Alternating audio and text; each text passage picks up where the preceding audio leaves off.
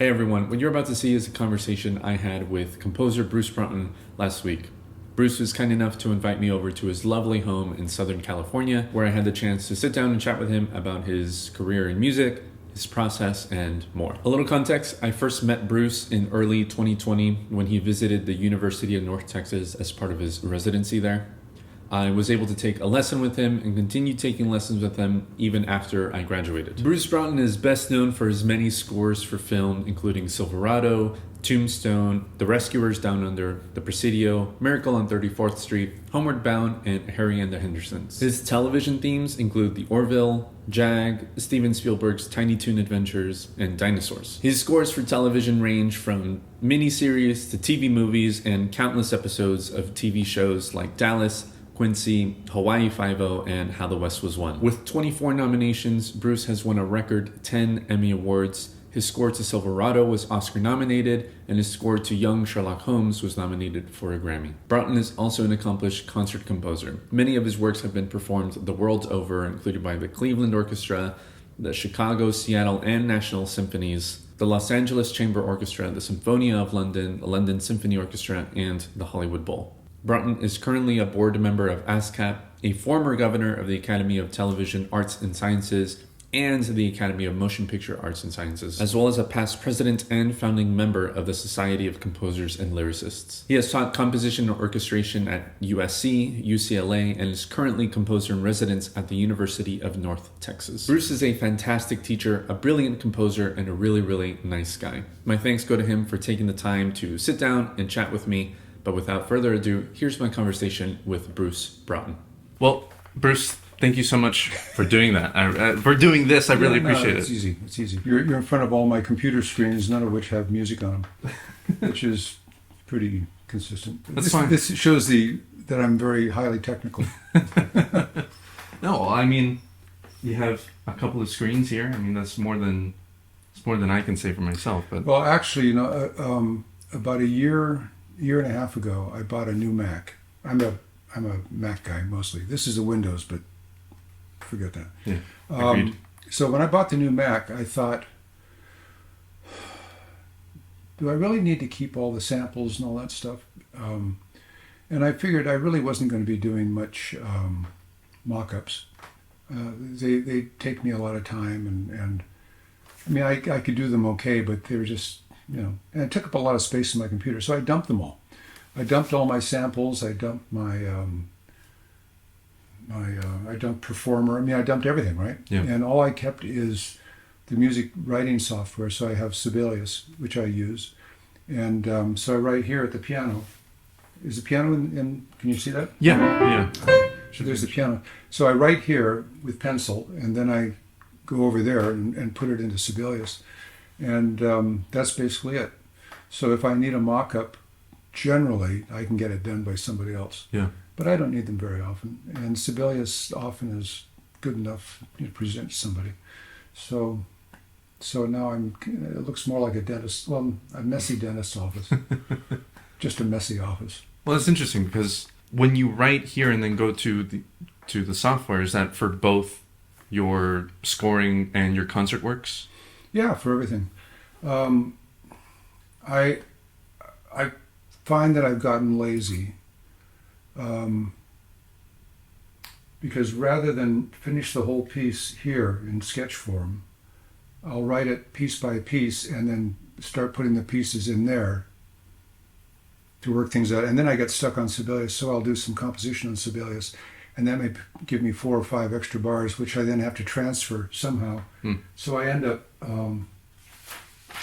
printing pages, and then sometimes writing on these things, which is ridiculous. And I've gotten lazy, but basically I end up with a sketch that looks all printed, Yeah. which then goes through any number of revisions. I mean, some of it makes sense, and some of it's just stupid. I do better orchestrations when I'm just working at the piano because I can hear better. This stuff is it dumbs you down. And also in terms of how the music flows, I do it better on the piano than I do it on this. you know. But I will put it in Sibelius sometimes just to get the sense of how it's going and, you know, timing and all that kind of stuff, which I'm not sure I really need, but I do it anyway. Yeah. So I'm still learning. I assume that that's the case because you've been doing it like that for such a long time. So let me ask you this: how did you come up to get into a career in music in the first place? Well, first of all, when I was a kid, my only ambition was to be an animator. I was musical. I came up from a musical family. I started taking piano lessons when I was about 6, I guess, and learned to play a trumpet at the same time because there's a lot of brass in my family. I wasn't interested so much in brass, but I was interested in piano, so I kept playing piano. But I really enjoyed piano, and I used to read a lot of music. So I didn't realize this until I got into college. I became a really good sight reader. Mainly just because I used to read and read and read and read and read. Yeah. And I thought everybody could do that, but it turned out that wasn't true. But I never thought about doing it as a career. I didn't want to become a professional pianist. I only did classical stuff. I was not a good improviser.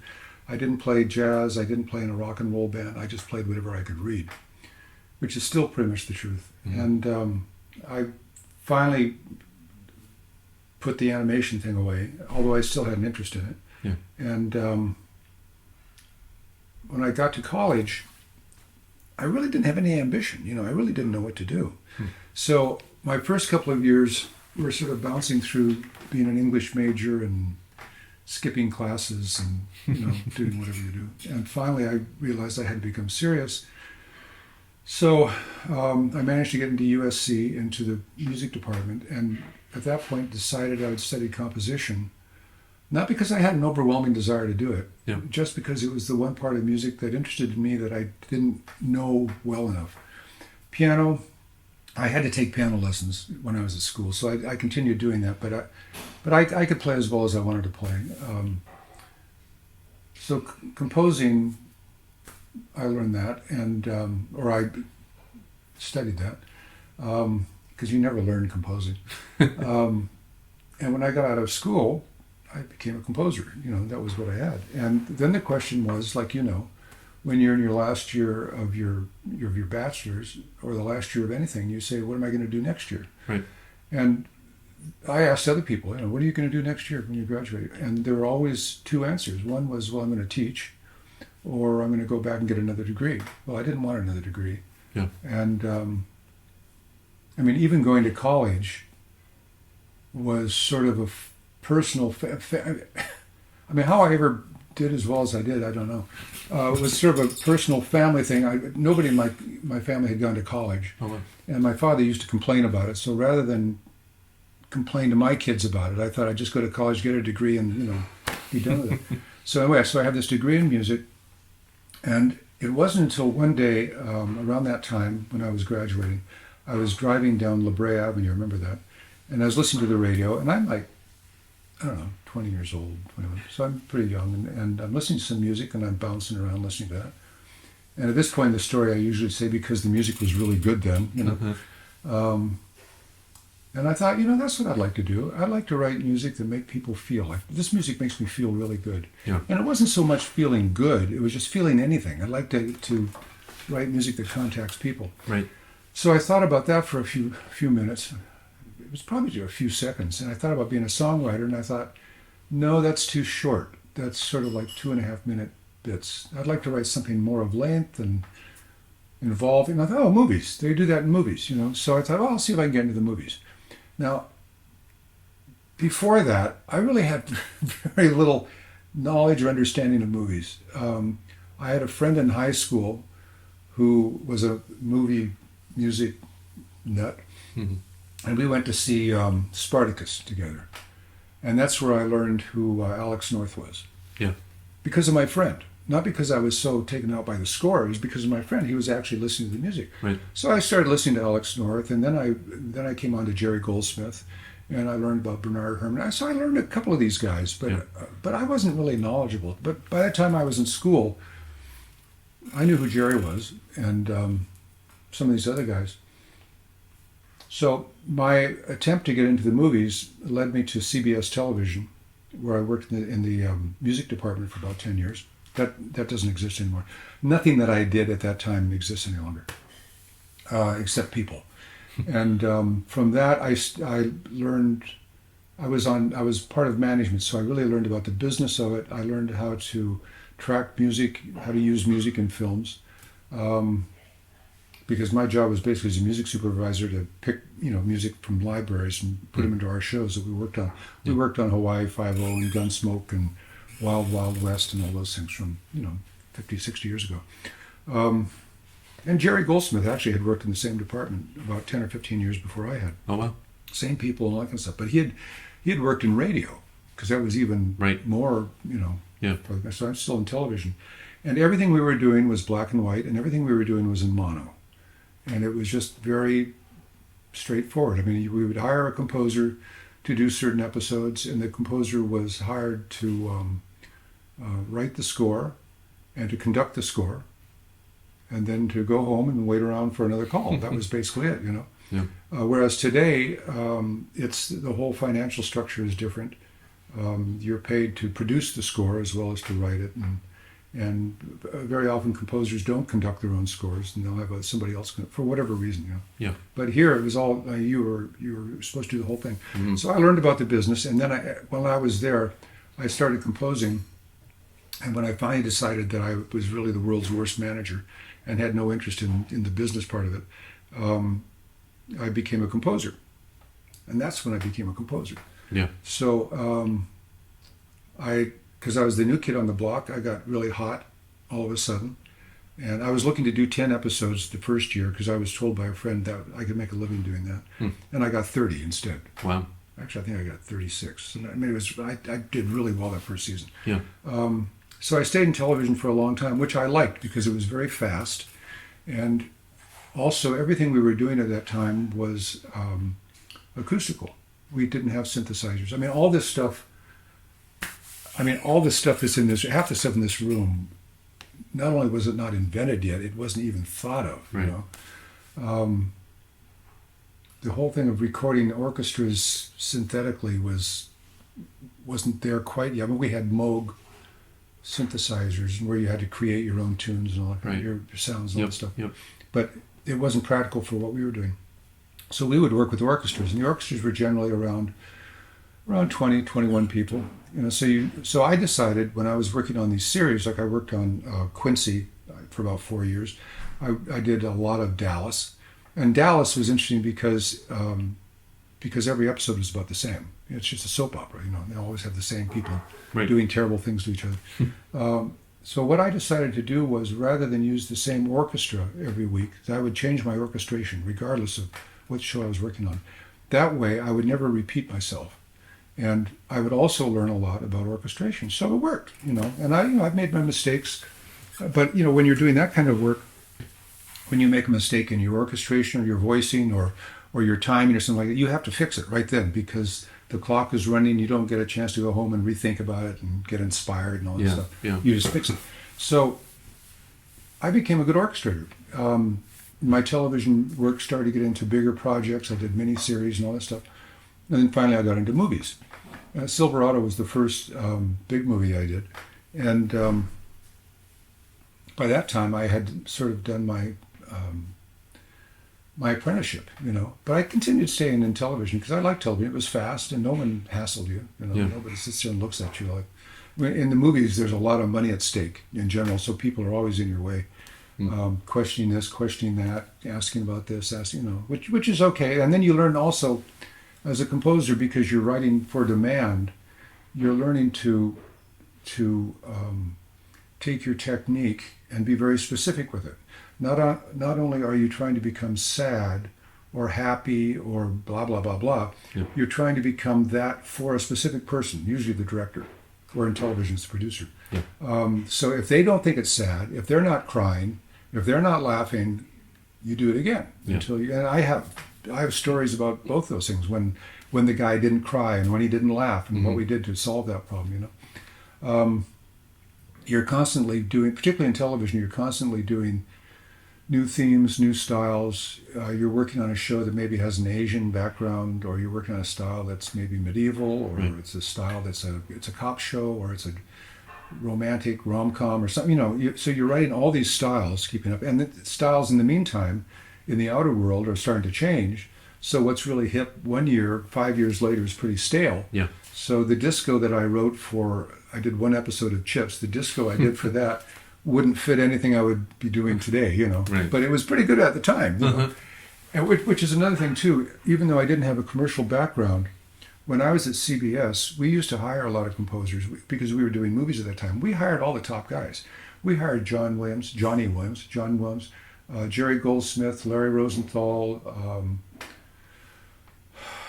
Henry Mancini, Michel Legrand. I mean, Bernard Herrmann. I was on a session with Bernard Herrmann. I mean, all these guys, Alex North, and I got to either meet them or I got to look at their music, and I'd go to their sessions and I'd watch them with the musicians, and I'd watch how the scores. I'd see how they worked with the movie, and I would see how their scores worked and how they did all this kind of stuff. I mean, it was an education, So by the time I got into movies, I had a lot of education. Then it was just a matter of me trying to figure it out myself.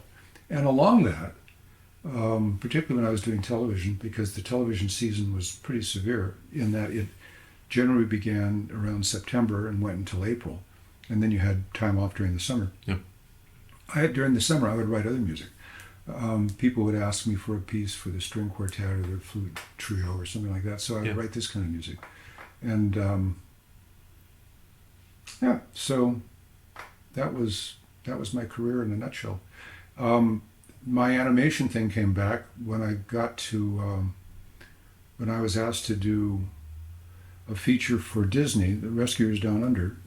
And I think that they got me because they had an adventure film that didn't have any songs in it. It's the last cartoon they did that didn't have any songs in it because it didn't do all that well. But I think that they wanted the guy who did Silverado because that was a big out there musical. Right. So they didn't realize that I had a secret ambition to become an animator. So it was like, yeah, I'll do your film and I'll have your child too. I mean, I want the whole thing, Yeah. And from that, right around the same time, I got a job working at Warner Brothers as the supervising composer for the Tiny Toon series. So my job on that was to write the main title and hire the composers and then do as many episodes as I could. So we had 100 episodes. Wow. I did about 7 or 8 of them.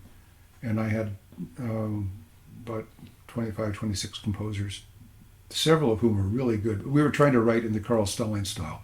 Yep. Most of the guys didn't do it. We had one guy, Richard Stone, who was brilliant at it. I mean, he was the best. He went on to do Animaniacs and had a career going. I mean, a lot of that sounds really involved. Oh, orchestration yeah, and colorful and fast moving. But again, it's the kind of stuff that when you learn to do that kind of stuff, when you learn to make a transition in 2 beats or 3 beats, and you learn to change keys in the same amount of time, if you're doing a concert piece, that's invaluable, Yeah. I look at people who are doing concert music that's still sort of tonal and all that kind of, and they don't know how to do anything. They don't know how to get away from any chord they're in, Right. When they do, it's pretty horrible. So this one, you learn all these things, and then you realize how much technique the people who preceded you had, like guys like Carl Stalling or the guy who worked Scott Bradley, who worked over at MGM. Yep. These guys had enormous technique. The guys who worked at Disney, Absolutely. and they would write all day, and then they'd go home, and they'd come back the next day, and they'd write all day, and they'd go home, So it wasn't like sitting there waiting for inspiration. Yeah. I had a teacher who said, inspiration is like finding a quarter on the street. Sometimes you find a quarter on the street, but you can't make a living at it. So it's like if you're sitting around waiting for inspiration and you got a deadline, you just write whatever. The best advice I ever got about that, presuming some composers are going to watch this, the best advice I ever got about inspiration was a few years ago. I was doing a class for a friend of mine, Bill Elliott, who's a terrific arranger, really a good, he's a terrific writer. The guy's just marvelous. So he's doing this class and I'm doing it for him, and so I'm taking questions from the students, and one of the students says, what do you do about writer's block? I said, well, you don't get writer's block. I said, because it's inspiration by desperation. You have to be done by Tuesday morning. And Bill turns to me and he says, I just write something stupid. And I turned to him, I said, what? He said, I just write something stupid. He said, if I don't write anything down, I can't make it better.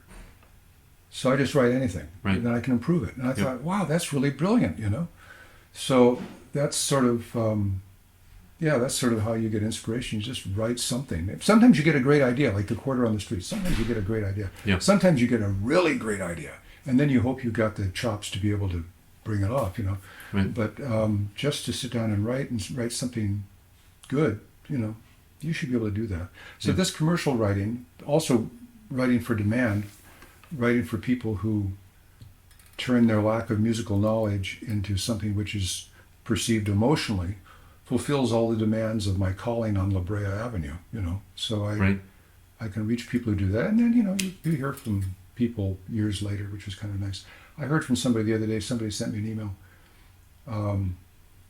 that they had been listening to Homeward Bound for 30 years. Wow. Because it just had its 30th anniversary.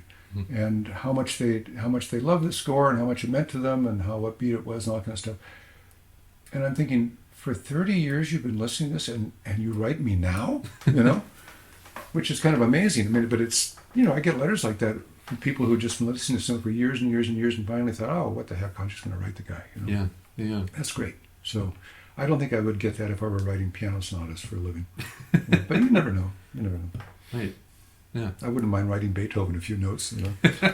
Absolutely. Well, hundreds of years later, been listening to music for. Well, it's like the Monty Python has the song "Decomposing Composers."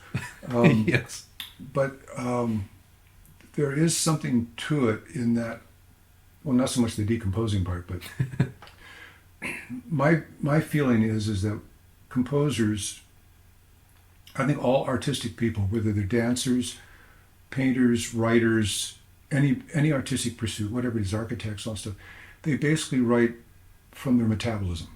So like the way you write music, the way I write music, we might take the same style, but yours is going to be a little different because your system runs a little different. And also because you're a lot younger, it may be a lot quicker, and mine might be more reflective. I mean, that's kind of a stupid thing, but actually that does happen. Sure. You might like to hold on a note a little bit longer, make the phrases a little bit bigger, or maybe a little shorter, and I'm going to do it differently. So all of us write basically from who we are.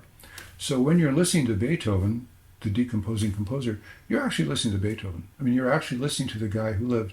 You're listening to the way that blood went through his veins and how he felt about life and his emotional life and all that kind of stuff, as well as some elements of his intellect.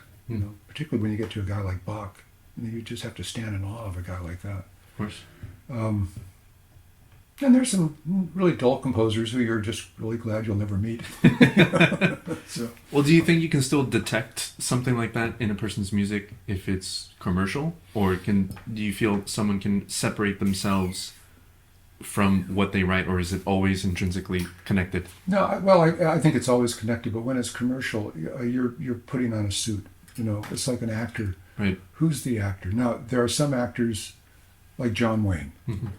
Pick one out of the air. Sure. John Wayne, you sort of know what you're going to get, when it's John Wayne. And all his films sort of have that. And that's what you love. You like, and that's what he does. Right. Maybe he could do other stuff, I don't know, but he always did John Wayne. There are other people, you just don't know what you're going to get, because they have so much range. Absolutely. Like Daniel Day-Lewis, there's a guy, you just don't know what he's going to do. Mm-hmm. And so I would say, to the extent that we all dress up and become, we become the sinister composer, or we become the funny composer, or the blah, blah, blah, blah.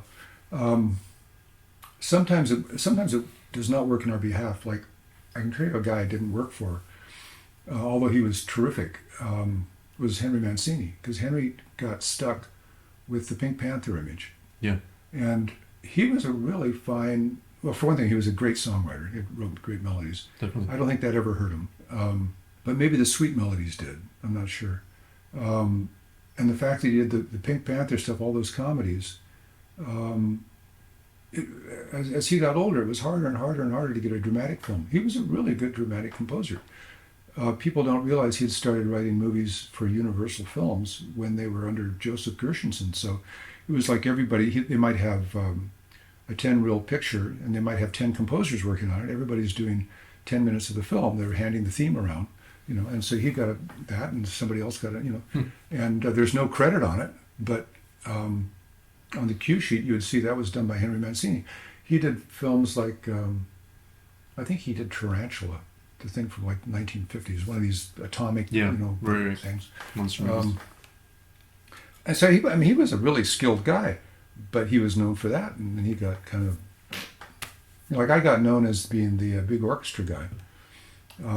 I had done a film after Silverado that was more of a pop thing. Mm-hmm. And the film didn't go anywhere, Mm. so I didn't get asked very often to do any pop stuff. Right. But if I had, then I would have learned what I had to learn to do that too. Yeah. Yeah. When I do my own music, I don't know. I'm just writing for what I want to hear, And the easiest thing you can do is say, "Well, that sounds like." It's not. It's me. Yep. Or me trying to become me. Well, even at this point in your life and your career, a couple of years back, you arranged an album for Seth MacFarlane, which was a big, really jazz orchestra inspired thing. And I think I've heard you speak before that before he had asked you to do that kind of thing, you hadn't really done it much before. Yeah, he called me out of the blue. He's a film music fan. I mean, he really is. He has Definitely. several friends who are composers. And if you look at the shows that he does, whether it's Family Guy or whether it's The Orville, he has really good composers working on them, Whether they're famous or whether they're not, they're really, really, really good. And he knows the difference. So anyway, he called me out of the blue and he asked me if I would do an arrangement for him. This was in March. He said, in August, I'm doing a bit at the Hollywood Bowl with John Williams and the LA Philharmonic. Very cool. And I want to do the song "Luck Be a Lady," and I'd like you to arrange it for me. And my first impulse was, "No, I've never done that before. No." Yeah. And he's actually pushing me to do it, and I'm at the same time I had learned years before. A friend of mine, a musician, said, whenever anybody asks me if I can do something, I always say yes, because 90% of the time I can do it, and the other 10% I can learn how to do it. Yeah. So I had that beating me up too. So finally I said, yeah, sure, I can do that. Because I'm thinking, okay, I know John Williams. The Philharmonic, that doesn't scare me. I've written for orchestra. And the Hollywood Bowl, we'll see how it goes. And they're just chords, Sure. So so I did that, and it turned out okay. And he liked it. John liked it. Went over well. And then he called me back. I can't remember. He may have talked to me about the Orville before that. But at one point he asked me about the album. He said, I do a CD every year. Yeah. And I'd like you to do one of them, Now, he's a big Frank Sinatra fan. In fact, I think he bought the Frank Sinatra library. Oh, wow. But he's a real Sinatra fan. And he's, he can play the piano. I mean, he can read. I mean, he's no dope. I mean, he's a good musician. And he sings well. So he said, that thing we did at the Hollywood Bowl, that worked out okay. So this ought to work out okay. And again, I'm thinking, I'd never worked for a big band. That was one of the things I'd done. I'd been writing for 50 years, and I'd never done a big band arrangement, Yeah. So I said, yeah, okay, great. So he came over to the house, and we talked a little bit, and he had a stack of CDs like this, about, 15 CDs, and he said, here, you may want to listen to these. A lot of them were Sinatra albums, and some of them were just albums sort of in the style that he wanted to go. Yeah. So I listened a lot to, what's his name? I knew this was going to happen. I'm forgetting his name. One of his, Nelson Riddle. I listened to a lot of Nelson Riddle stuff. Yeah. Because I thought I'd better just pick an arranger and listen to that. Mm-hmm. And that was my model, for that. And it went out well. I mean, nobody there knew it was my first time. And we went over to England, and he was prepared. He was actually doing, this was around COVID. COVID kind of screwed things up. So at that time he had 3 albums to do. He had 3 different arrangers. Oh, wow. So after mine, somebody else came on, and after that, somebody else came on. and all different combinations. And we were all doing different kinds of albums. I was doing an album of theatrical songs from movies and from theater. Joel McNeely did a swing album, and Andrew Cotty did I think it was a romantic album, big strings and all that kind of stuff. So he came prepared to do 45 songs, and he did them, Wow. and then we mixed them later and all that kind of stuff. So yeah, that was my entry into being a real commercial writer. So now, like when I go to UNT, every once in a while somebody will show up and show me their jazz arrangement. Well, it's a lot different style than what I was doing, but I know my way around. I can see what they're doing, but it's interesting. I like to hear how they do their harmonies and how they do their pads and the backgrounds and all that kind of stuff. It's a little different from the way that I had done it. So if I had to do one in that style, years ago, it reminds me, years ago, in the days of disco, so this is like 45 years ago, 50 years ago, whatever it was, I was listening to an interview with Peter Matz, who was a terrific arranger from New York. Great arranger, nice guy, but great arranger. And so the interview was about his career and all that kind of stuff. And so the guy said, "So what are you going to be doing next?" And Peter said, "Well, I'm going to be doing a disco album." Really? I didn't know you did disco. No, I've never done disco before. Never done that. And the guy says, "Well, what are you going to do?" He said, "Well, right after this call, I'm going to go to the record store and I'm going to buy 20 disco albums and I'm going to listen to them all. And after that, I ought to know something about disco, And I thought, yeah, that's what you do. You go out and you listen to what other people do, and then you go, okay, that's something. So that's what we do.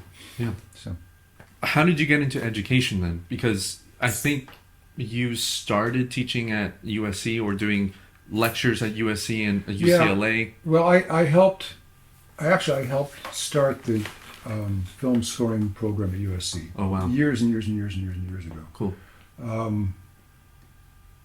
Morton Lordson was a driving force in it, and I remember David Raxon, the composer, was on the thing, but there was a group of us who did it. And I taught in that program for a long time, and then thought that I was getting too many questions based on how do I get a job. Mm-hmm. I got grumpy, whatever it was. So yeah. I left that and came back to it when I had done I went out of the country and did a week on orchestration with a lot of people who basically showed up with their laptops and synthesizers. Yeah. And they knew nothing about orchestration. They knew very little about music. Mm-hmm. And it ticked me off. I thought, here I am, thousands of miles away from home. I enjoy travel, but I didn't enjoy doing that, talking to people who didn't know what I was talking about and saying, well, yes, that's an improvement over what you did yesterday by, like 0.5% or something, whatever it is. And I thought, I'm going to write a book on orchestration. I'm not going to be doing this kind of run out, so I'm going to write a book on it. And before I write a book on it, I think maybe I should teach it. That way I would know how to organize it. Because like if you look at a really good orchestration book, mm-hmm. like the one that Walter Piston did years ago is a really good one. It's really done well. It's not just a whole bunch of information thrown at you. There are several that are really, really well done. So I called up the guy who was in charge of the program at USC and I said, I'd like to do an orchestration program for you, and it involves recording. People have to listen to what they were doing, all that kind of stuff. And you go, oh, that's a great idea, So I got back from that program, and then Ian Krauss, who teaches at UCLA, called me up and he said, I'd like you to teach a composition class for us this semester. I went, oh, well, that's cool, because he thought I was a good composer. And I said, oh, yeah, okay, I'd like to do that. So that was it. So I went and I got an association with UCLA. And so for a while I was working with UCLA and USC at the same time. Wasn't making them both really happy by doing that, but I was real happy, And then at UCLA I started doing private lessons. And I would take like a day a week. I wasn't full time. Yeah. I'd do a day a week. And I found that I really enjoyed it. So the present dean of UNT's music school had been at Lincoln, Nebraska before that, and he called me. Now, I had a personal relationship with him. Actually, he and my brother knew each other. So he called me and asked me if I would come to Lincoln, which I did, I think, a couple of times. And then when he went to UNT, he asked me if I would consider teaching there. And I thought, I don't know. I don't know. But anyway, I did. It was really a good choice because I really liked the faculty, and I liked the community between the music school and the media arts, which is why I was there. And in the years that I've been there, it's gotten to be a really great association because they have people now who are taking, like Drew Schnurr is doing that, and he's really good at it. The faculty is really open to all styles of music, as much as they may push a certain kind of style. You need to learn this, you need to learn that. And they're right, you need to learn everything. Yeah. But it's, the faculty, I like the whole thing. So teaching there has always been great. I discontinued teaching at UCLA and USC partly because I moved. I used to live near UCLA, now I'm a long way away. Yeah. The thing I found interesting about it is that you look at composers, like let's say it doesn't matter, actually it doesn't matter. UCLA or UNT, when I get to teach anybody, they could be a freshman where they're not really into composition yet, or they may be a senior, or they may be a master's, or whatever. And you see them along this path of learning what they have to say and how they want to write. And I think the most important thing I learned is that whether the note makes sense or whether it doesn't, they put it down there for a reason. It may not have been a good reason. It may have been not even well thought out, but it's there for a reason. So you have to find out what that reason is. And if it's not well thought out, then you try to help them, given what they want to do and what they want to say, in establishing their technique. So it's mostly problem solving. And every once in a while, somebody comes in and they start to dump on themselves. Oh, I'm not talented enough for this, and I'm not. But we don't go there. We don't go there. We're just problem solving. You have a problem here on your piece, and you need to solve it. So I help them maybe with problem solving. This is what I was hoping to do when you and I were working together. Yeah. You can tell me whether I did it or not, but you try to point things out. Like I remember one time, I had a student who said she was having a hard time filling up the page, frankly. And she said, it's just so hard. I have all these ideas, and I want to do this and do that, And then she explained very articulately what she wanted to do. And he said, I just don't know how to get it all done. I said, really? Oh, I said, well, you've got it right here in bar 1. Really? I said, yeah. All the stuff you're talking about. And I went back and told her what she said. I said, it's right here in bar 1, but it's not in bar 2, and it's not in bar 3, Yeah. So we got to get that stuff out. So we worked on that. And, I'd say 6-7 months later, she'd made a lot of progress. And I said, remember bar 1 back there? Look what you're doing now. Not that she'd fixed all her problems, because by learning to do things, she had created other problems, right. Which is the way it goes. Because in life you can make a couple of great decisions and then screw up with your new decision. Yeah. The other thing I learned is that you really have to tell somebody when they're improving. If they've done better, you have to let them know that's better than you did 2 weeks ago, or last week, or last time I saw you, whatever it is. Because you can see the progress. And sometimes the progress is just a little bit, but you can see that it's going a certain direction. So you congratulate them on that, and still let them know they've still got other stuff to let. But in the meantime, look at this and all that kind of stuff. Yeah. But that thing, rather than getting dumped on all the time, I used to get dumped on by my teacher. It was not helpful at all. It actually gets them so excited. They're wanting to get into the next lesson. Right? Let's see how this is going to go. Yeah. And they do better. Just about everybody that I've worked with has gotten better. Sometimes slowly, and sometimes it's taken a couple of years. Like that's one of the benefits about the UNT residency, that I've been able to follow people for 4 or 5 years, from maybe when they were a junior or a senior, and then they went to their master's. And so I follow them at a high degree of development. Or when they come in as a freshman and they don't know what they're doing, but they want to write music, so they write this, Yep. And even there, some people, one guy there, he sent me some music before I think he was even accepted into the school. He had all this technique. I mean, it was amazing. I called my wife and I said, listen to this. You know, he'd written a band piece. I said, listen to this. I said, where did he learn all this stuff? Not that he didn't have problems in his writing, but that particular thing, his technique was not a problem. It was only going to get better. Yeah. And then you compare that to other people who really don't know anything, and they come in with this very, very basic technique, but you know that by the time if they stay with it for the next couple of years, by the time they become a junior, even that writing is going to have some hair on it. It's going to have some definition. Right. And they're going to have some sort of a path that they want to go. The bottom line is, when I'm writing my music, I can't beat myself up either. I can't say, oh, I'm so stupid, or I'm so, untalented, or that guy writes so much better than I do, and all that stuff. You have to look at your music and go, no, you got a problem here. And then you have to look at yourself like you're one of your students. You go, okay, what's the problem? Then you identify the problem, or I have to do it for myself. I have to identify the problem, then I have to fix it. And sometimes it takes a while. I mean, I sit here at the piano and I write things, and sometimes it'll take me a couple of days to get through a problem. And I get to the point where I think there is no solution to this. I picked a stupid thing to work on. There is no solution to this. Why am I still beating myself up on it? And then I get a solution. And it was really easy. It's like, oh, I just should move that to there, It's a really interesting thing. Sometimes you get ideas. And you go, oh, I see, I can try this. Sometimes it's like Edison and a light bulb. You have to try 1,000 different things until you find tungsten. Right.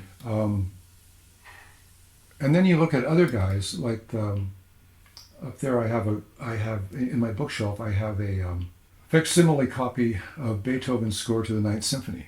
So it's all his writing in pencil and all that kind of stuff. And you can see where he scratches things out and where he erased things and where he had a second idea and all that kind of stuff. So you sit there and think, oh, he must have thought about that for a while. Probably bugged him, and then he went back and he fixed that. And that was a good change, Yeah. I've got a book also of Stravinsky's sketches, which to the Rite of Spring, which also is a facsimile. So it looks like he actually just drew that, pen or pencil or whatever.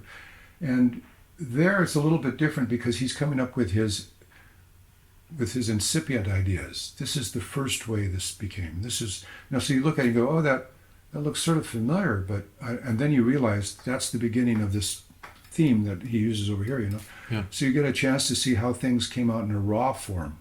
All this stuff is really helpful. I learned not that long ago that there were actually three versions of Romeo and Juliet by Tchaikovsky. The second version, I don't know whether the first version's available, but the second version is in print and it's been recorded. I've listened to it, and you listen to it and you go, what was he thinking? I mean, it's just clunky, And then you listen to the final version, you go, oh, this is just a piece of gold. But it didn't come flowing out of his brain. He had two versions before that till he did. I mean, he had a lot of problems to solve, Of course. I think he rewrote his Second Symphony. You find pieces by Dvorak, by Rachmaninoff. Rachmaninoff, when I was a kid, because I was a pianist, I came across all his piano concertos, and I would read through them, and I really liked the first piano concerto. It was a very pretty melody and all this stuff. So I was at a music store one time, and I was looking for the orchestral score, and I saw, oh, Rachmaninoff, first piano concerto. So I pull it out, and I'm looking through it, and I'm going, this doesn't look like the same thing. So I look at it, yeah, it's Rachmaninoff's first piano concerto, Opus 1. And then I looked at it and went, oh, I know what this is. This is the original version. The version that gets played, he was in his 20s or 30s when he wrote that. He had a complete technique, Yeah. He used the basic material here, but he completely rewrote the whole thing. That's a lot of work. So you see these other guys doing it, you feel a little bit better, You can see them solving problems, and, oh, this note should go there, and that, all that kind of stuff. So teaching helped me do that. Teaching helped me become a better composer. I would say that anybody who wants to learn something would be smart to teach it, with the proviso that if you don't like teaching, don't do it, because you'll be a lousy teacher and you'll do a lot of damage. Yeah. A lot of teachers do a lot of damage. I think that's something that you imparted a lot in my time studying with you. So much of it was just realizing the practicality of all of the notes that end up ultimately on the page. So there's not something divine or something ethereal or something like that. It's just there's solutions. There are practical reasons to put the bassoons here rather than here. You know. Also, the notes actually mean something. Between composers and performers, like my wife is a violinist, so I've learned some stuff from her too. Performers are always trained to respect the notes. Composers not so much. But if you're just laying down a bunch of stuff that sounds pretty, you're probably not doing it right. You know, there's pretty and there's pretty. Yeah. There's pretty and there's really beautiful. Right. Like there's Johann Strauss. Nothing wrong with Johann Strauss if you like that stuff. And then there's Debussy. Well, there's pretty, and then there's really stunning. You know. Yeah. Because there are some composers. I mean, that's the cool thing about music. There's no ceiling on it, and there are like up there on the audience can't see this, but up there on my shelf, those are all scores, right? Yep. And there's some more over there, and I've got tons of these scores, and you can download them online. Tons. You look at what people do, and you think, my Lord, I mean, how did they come to that? How did they ever think of that? And even thinking of it, how did they know to put it together in that way? So, I mean, you see some people who are just incredibly talented. And you see other people who are incredibly skilled, not so talented, which is not a good combination. But there are a lot of really skilled composers who really you don't want to listen to, you know. But their music can make your jaw drop, you know. Yeah. So speaking of solutions and decisions and making them, talk to us a little bit about how you end up here writing first at the piano, pencil to paper, because it seems to me that you have a really defined, trained ear, that you can hear all of what the instruments will do when they interact with each other. You've done it so much that you know, if I do this, it'll sound like this, rather than relying on sample, you know, maybe low quality playback of even high instruments. quality samples. I mean, the trouble with the sample is it's a sample. It sounds like that. I mean, you can make it sound different by using certain kinds of processors, but basically that F played by a trumpet sounds like that. Every time you hit that note, it's going to sound like that. Right. If you get a trumpet player, every time he plays it, it's going to sound different. And if you want it to be very specific, he or she'll get that specific. Yeah. Be very specific. After all the years, I tell people when we're talking about orchestration to me is a much easier thing to learn than composition. Because orchestration is mostly a matter of memorization. That is, you have to know what the instruments are. You have to know the difference between a flute and an oboe. Yeah. And actually, curiously enough, when I was a student at USC taking composition, I had a classmate who became a fairly good composer. He couldn't tell the difference between a clarinet and an oboe. And I thought, why are we even talking? I mean, that's such a big, you know. But you have to learn things like that. The difference between a violin and a viola and a cello. Yeah. And then you have to learn what they sound like wherever they're playing.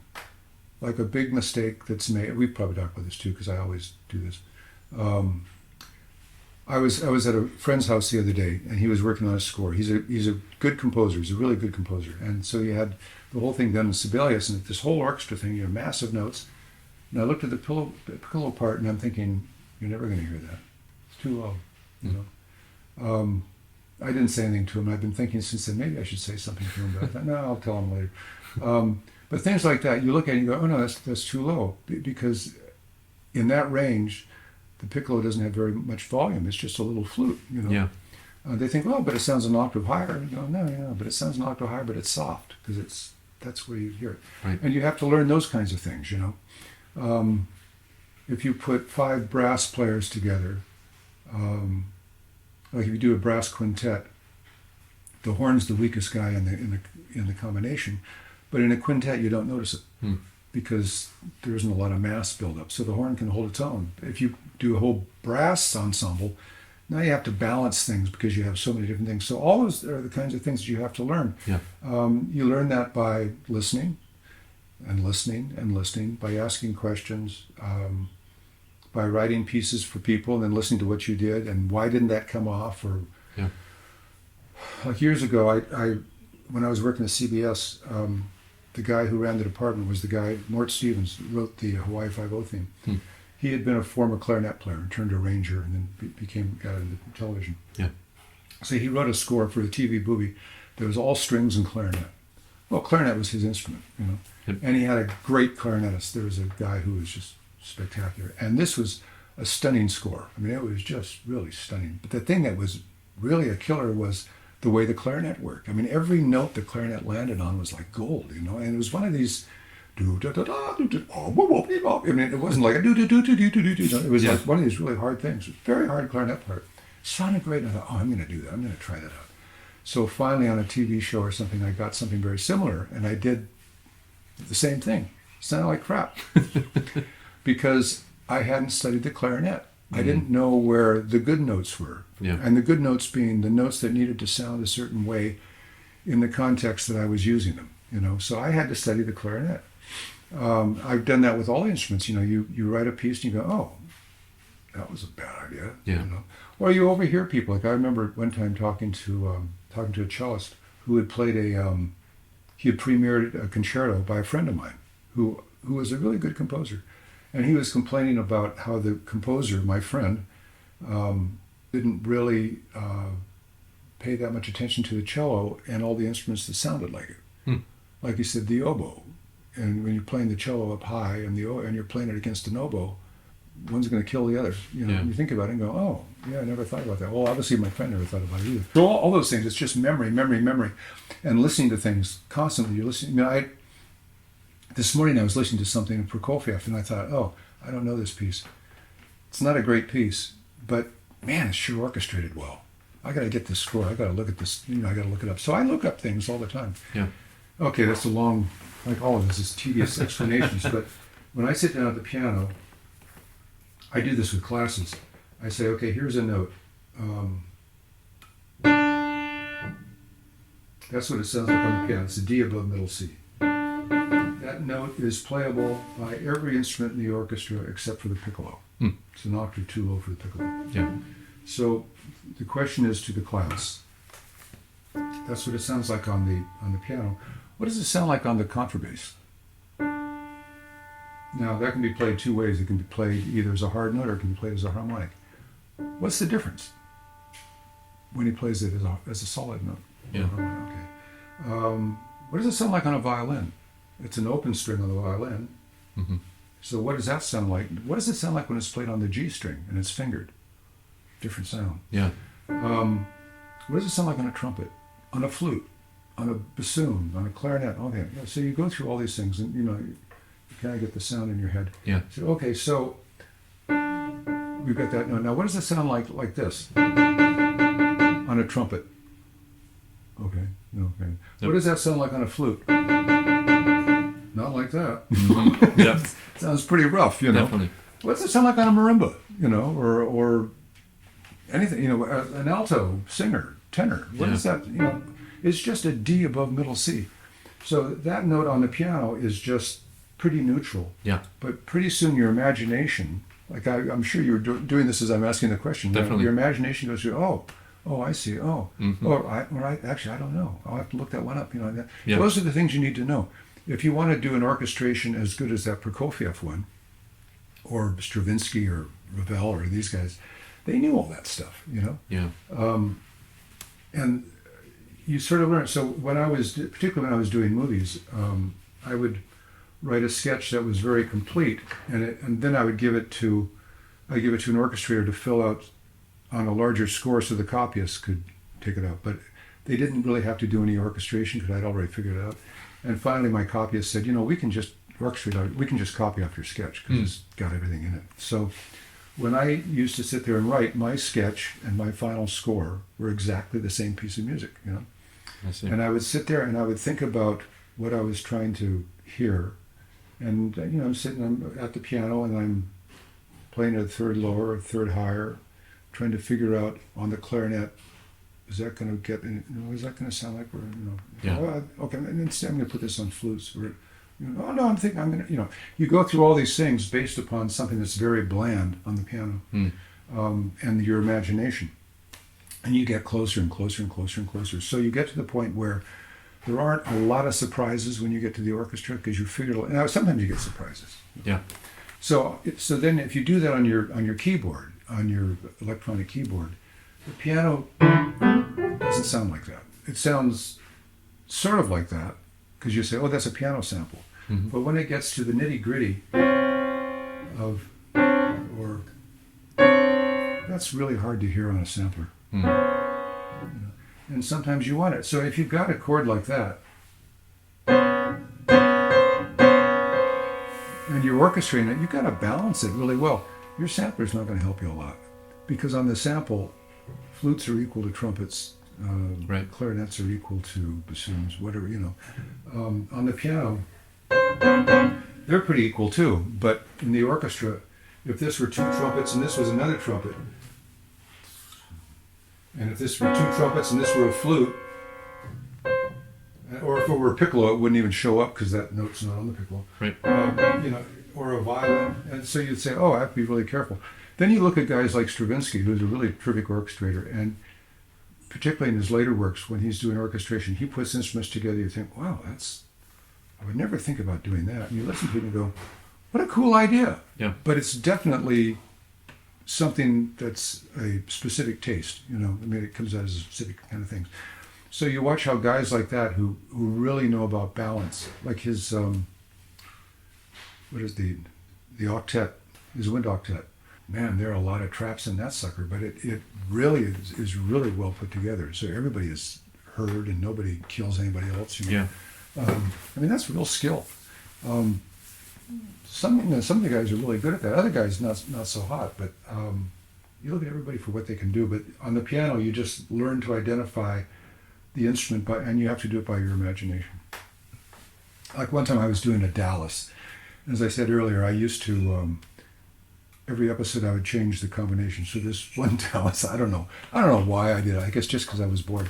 I think I had 6 horns or maybe 8 horns. I had a lot of horns, which is one group you didn't really need on Dallas because it's a soap opera, for Pete's sake, you know. Anyway, I did this, and so I had high horns and low horns, and we were rehearsing the cue, and it came up.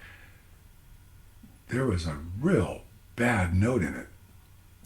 So I said, okay, let's play this. You can play it. And there the note was again. So I went through all the horns, had them play all the notes. It was they were playing exactly what I wrote. Mm-hmm. And when I put it together, it sounded like that. So there was obviously some overtone that was coming up that was causing some problem. Yeah. I couldn't solve it in the time that I had, so I just recorded it the way it was. I didn't know who to leave out, you know. But that's bugged me ever since then. I thought, well, I wonder if I did that now, I wonder if I could have figured out what it was. Because sometimes things happen acoustically, you know, you just don't know. I remember when I was doing a lot of TV and movies, every once in a while I would be rehearsing something, and then some combination would come up, and I'd go, oh, that's how you get that sound. Oh, that's cool. It was like one sound that I'd heard in an arrangement or somebody else's score, and it was done by doing that, you know. So I learned if you want to make a sound that sounds like that, you have to do that. Meaning not so much that you have to use the same notes, but you have to use the same instruments in the same area, you know. Right. Otherwise, it's going to sound like something else. I mean, it's a very fragile thing, but it's so exciting. It's like painting with your fingers, you know. You get it all over your nose, and you really feel like you've had a good time. Yeah. And then the other thing that's interesting about the movie stuff, what's interesting about that is that you write your music, and you write it in terms of your technique, but you have to always remind yourself that you're writing a feeling. And so you go by yourself. This feels to me like it's blah, blah, so-and-so. Yeah. And then you hope that it also feels the same way for the person you're writing it for, the director, the producer, whoever. Mm. And if they say, it doesn't, you know, like what one guy said to me one time, what you're writing, this piece is supposed to be scary. It's not scary, it's sad. And I said, oh yeah, you're right. Yeah.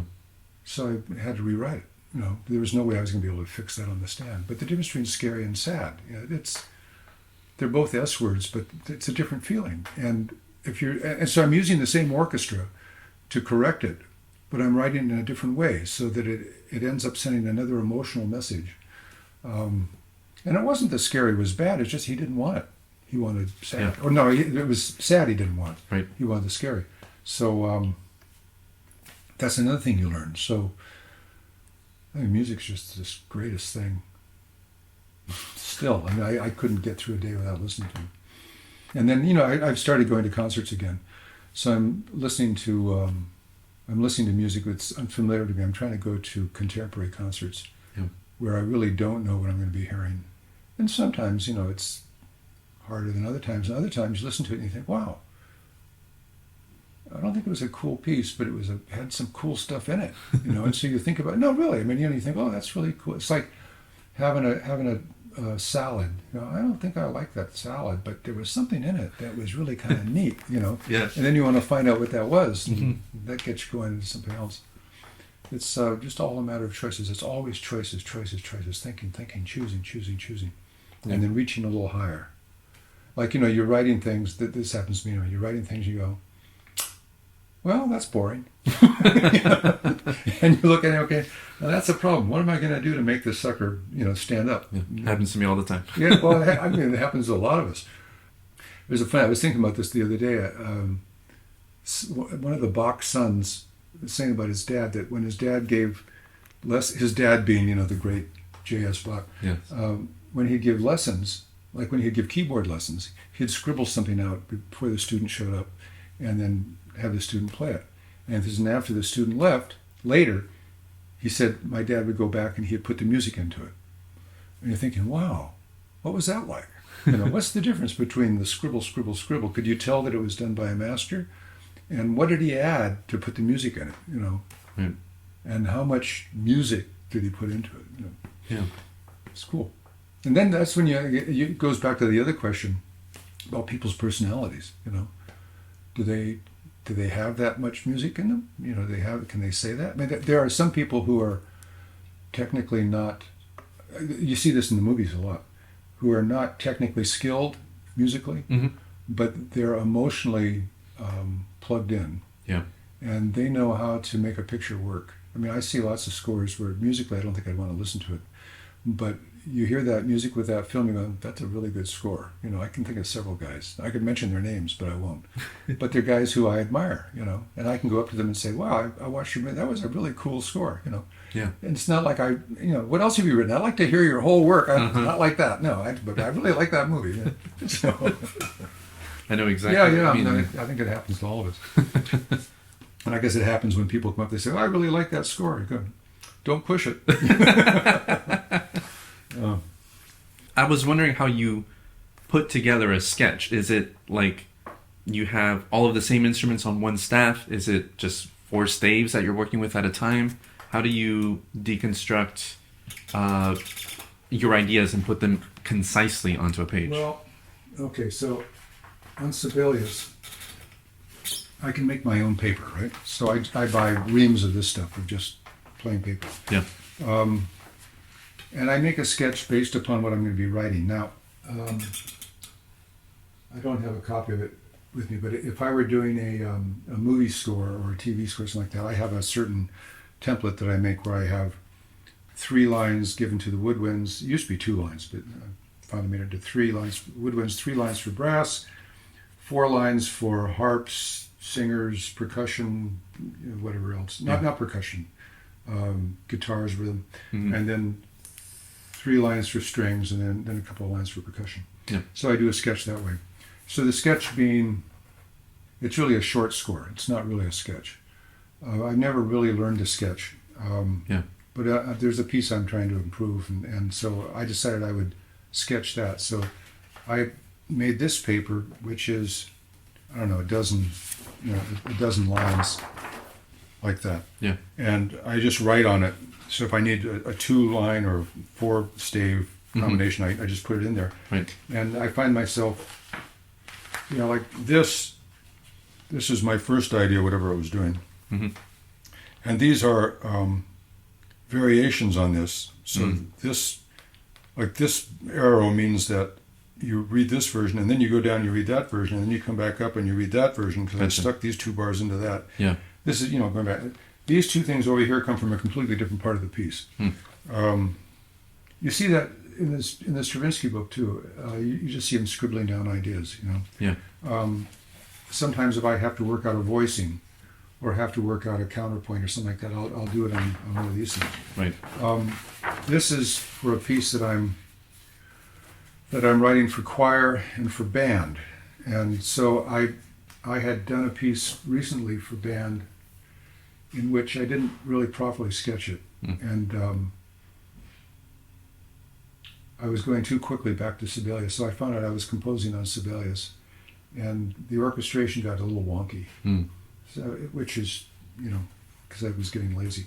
So this one I thought, no, I'm going to write a 2-line sketch for the accompaniment for the band, which means it'll be basically the piano part, because this will be rehearsed and probably performed by a piano and Right. choir. Yeah. And then from that, I will make my orchestration. So Interesting. then I put in a 3rd line in case there was stuff that I knew I wanted to include in the band version, but I didn't need in the piano version. So this orchestration this template has 2 lines for the choir, Yeah. which I will split out into 4 lines when I do the score. And here's my optional line up here in small staves and the main stuff right here. Yeah. If I don't do that, I'll start to, this is like a couple of years ago I wrote a horn concerto, and I wrote it for a premiere. I wrote it for orchestra and horn, and I didn't write it out as a piano piece. So when I went back to make the piano reduction, it was way too hard, way too hard. And even now the one that I put out, I think I've got to simplify it, make it even easier, because I put so much stuff into the orchestration. An earlier piece, I'd done a concerto for harp and flute in orchestra, and I had done that as a piano reduction. Yeah. Which when I put it into the orchestra was pretty easy because it was all there. It doesn't have to be that complicated, particularly accompaniments. So I was able to control more of the composition rather than letting the orchestration get too out of whack. Yeah. I'm still learning. Some composers sketch, like Stravinsky says, you just start with whatever you start with. But he says sometimes the ending is your first idea. Yeah. I noticed that on these published sketches of The Rite of Spring, the opening, it's not in there. It's in some other thing. And then you can see how the ideas are all piled one on top of the other, and he separates them out when he goes into the composition. I would like to see how he filled out his composition from that little idea. Sometimes he works it out for a page or two, which he changes in the score. But I'd like to see what the intermediate step was, how he actually worked that out. Yeah. Same with guys like Rachmaninoff or Prokofiev or anybody. You can see it with Beethoven because a lot of that music is available. Yeah. And then there are guys like Bach who just write it out. It's annoying. Although the style was, in some ways, the style was simpler. Right. Because there's a real style. Yeah. And it was contrapuntal. And it wasn't as instrument forward as it got to be like 50, 60 years later, with all these sounds and things. Although with Bach, he gets pretty funky sometimes. Yeah.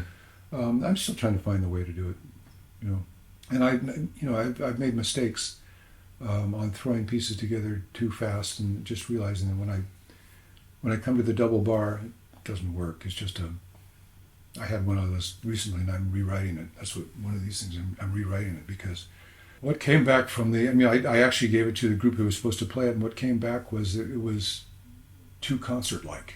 And he said, it's not that it's a bad piece, it's very formal.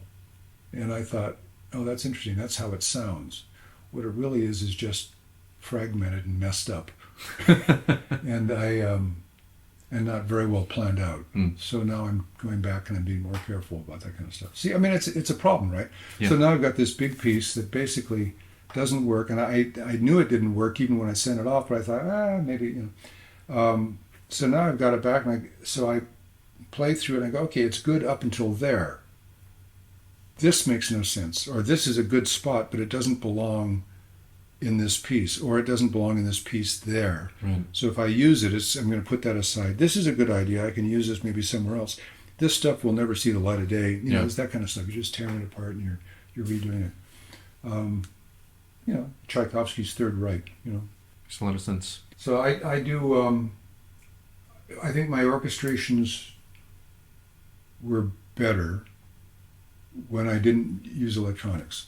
I'm pretty fast on Sibelius, Mm-hmm. and I'm pretty good on it. But when I was actually writing every note, I knew where every note was. On the cut and paste, it's easy to get carried away Yeah. and find that you missed something. You Yeah. left a line out or something. Yeah, what it seems to me is that when you're working at the piano, you're kind of forced to think about all those things in a way, rather than just letting the playback Yeah. kind of lead you in that direction. That you're very particular about every note that you put down because you're actually thinking about what this note will sound like Yeah. in the future, rather than an immediate representation of what it's going to sound like, but it ultimately will not sound like that all the time. Well, sometimes, like, this isn't my piece. I heard a recording of this recently, so I bought the score. This is David Del Tredici, Final Alice. You open this sucker up, and man, it's scary because it's got so many notes, and Yeah. they're just all over the place, But if you look at it, you realize it's not really that awesome. There's a lot of doubling. And it actually comes off pretty well, but it's done in great masses, Yeah. And so here he's got a thing with mandolin, banjo, and accordion, and Alice, and a little bit of strings. Yeah, playing this rhythmic thing. Ba, ba, ba, ba, ba, ba, ba, ba, ba, ba, ba. Okay, so it's really a sonic. I could say it's a sonic mess. It's more a sonic mass, but it's very specific in that he uses mandolin, banjo, and accordion. Yeah. And then he doesn't use the strings in quite the same way. He uses them, so it does create a certain kind of a sound. Yeah. In this thing, you don't care so much about the voicings. You do, but you're not real careful about the counterpoint and all that kind of stuff. You just want to get that sound. Right. And a lot of this is like that. So when you hear it, you go, "Whoa, that's really, it's really kind of cool." I thought this is really a lot of fun. But it's not, to really look at it, you think it's not that hard to understand. You can see what he was doing and what he was starting with. Right. So I'm guessing that he had a basic sketch. I've actually met this guy, and maybe I'll ask him if I ever see him again. He had a basic sketch, and then from that, when he went to his orchestration, he just filled it out up to a certain point. That will take care of that sound. Yeah. I think there are guys who do that too, and it's interesting looking at composers' works. Like, there's one composer, a contemporary guy, who's very popular, and I don't understand that, but he's very popular. And I've looked at his scores, and it seems like he wouldn't use a piano for them. He has a good sense of what everything is supposed to sound like, and he builds his scores based upon the actual sounds, and it's very, very carefully done, really carefully done. It'd be very slow writing a page, Yeah. But you can't do a piano transcription of it. It's not that kind of music at all. It's all sound oriented. Right. But it's more interesting than the Omnisphere patch, because it's every performance is going to sound different, because somebody's going to play this a little louder, and some of it's very, very, very quiet, and, very delicate and all that kind of stuff. Yeah. So he gets these really interesting sounds. I would think every performance would get a different soundscape, Right. There's all sorts of ways to write, And sometimes when I was doing movies, sometimes I would look at somebody's music like that, and then I would get a movie that needed something like that, and then I could pull out what I had seen, not to copy it, Yeah. but to use that technique and put it into this. And then, I learned something, and then you have to use it. Jerry Goldsmith was really good at that. He would digest people's techniques, and John's good at it. Digest people's techniques and then spit out new music based on that, Yeah. Yeah. It's not the same thing as, I don't see it as being the same thing as copying, but it's definitely using the same technique, Right. So. Cool. Well, do you have anything coming up soon that we can look forward to? In New York, I have a band piece being premiered at Carnegie Hall Oh, cool. in about 2 or 3 weeks. but it's a long program, a lot of band pieces. I wouldn't rush to there to get a ticket. I'm working on getting an album released on 3 pieces I recorded last summer with the LSO. There's an oboe concerto, a horn concerto, and a piece for strings. The piece for strings is kind of interesting for composers because it's called String Theory, and it's basically a theme and variations. Each variation represents a type of technique for the strings, like violins and octaves. Yeah. Violins with violas in unison and in octaves, in double octaves, cellos and basses, one whole thing on harmonics, which is really cool. Soltasto, a whole section with soltasto, a whole section with this and that, and then the coda, the end, the finale is a piece based upon the theme that uses a lot of these techniques, thrown through the piece. But that should be kind of interesting. Yeah. So if I can get that out, I'm hoping that'll be out in the next several months. We're still knocking it out with record companies. And what else do I have to do after that? Then I've got a couple of movies I've got to work on. I'm working on a TV show. I will be working on a TV show probably for next season called The Grey House. I'm going to share it with John Debney. Awesome. And that's a Civil War drama. It should be fun. And so we'll see. I never know very far ahead what I'm doing, to tell you the truth. That way it keeps my anxiety at bay. That's how I don't have much anxiety. Well, great. I really appreciate the talk. I really appreciate you doing this. Nice. Yeah, it's nice to be able to do that. Yeah, it was really insightful. Thank you. Particularly for someone who's been on both ends of the, the teaching, and now you're teaching yourself. Yeah. Well, I'm real interested in what you're going to be doing because it seems to me that you've been doing the right thing, and that you've been preparing for a career of some sort, and I mean by that of a specific sort right now, learning about publishing and performances, meeting people, getting pieces played, getting pieces composed, and starting your networking skills as well as your composing skills. Yep. And you're one of those guys who can make a giant leap in your writing too. So I just find that really interesting. Anything that will spirit a guy. I have a friend, lady composer, who told me one time, you should never really write music unless you had the fire in the belly. And I think that's probably pretty good advice. Anybody can write music at any time, but to write something that's good and really interesting, you got to be part of it. Yeah. And you're at that point. So good for you. Thank you. I have a lot to thank you for. Yeah, well, good. I'm glad. I have a lot to thank you for, too. I learned a lot of stuff, too. Like, what does this mean? What the heck is he doing here? How am I going to tell him about this? It's an interesting ride. Music is a great thing. It's just a great, great, great, great thing. Yeah. Still discovering things every day. Yeah, there's no ceiling. There's just no ceiling. And even bad music. No, it is that you can listen to stuff. Like, I go to the gym and I listen to stuff that I would never listen for real, but my trainer knows all this stuff. So he starts telling me the difference between this and that. So we have these really interesting conversations. I gave him a piece by Bartók to listen to because he doesn't have a classical background. He's a real smart guy. He doesn't have a classical background. And instead of listening to the piece, he listened to the whole friggin' album. And his comments were really interesting, because they weren't coming from a classical music side. They were coming from just a pure listener, having never heard this kind of music before. And it just reminded me that just every once in a while, when you think you're doing something really meaningful, you're just playing in the dirt. So you need people like that to keep you straight. Yep. So, okay, cool. Thank you. Lunch. My thanks again go to Bruce for taking the time to sit down with me and talk. I know we all really appreciate it. Well, that's all I have for now. So until next time, you can follow me on Twitter, Instagram, and TikTok at Ernesto Composer. You can visit my Patreon at patreon.com/Ernesto Composer. You can get access to templates, score study versions of my own published works, score study Sunday hangouts every single month, and more goodies. You can visit my website at ernestocomposer.com.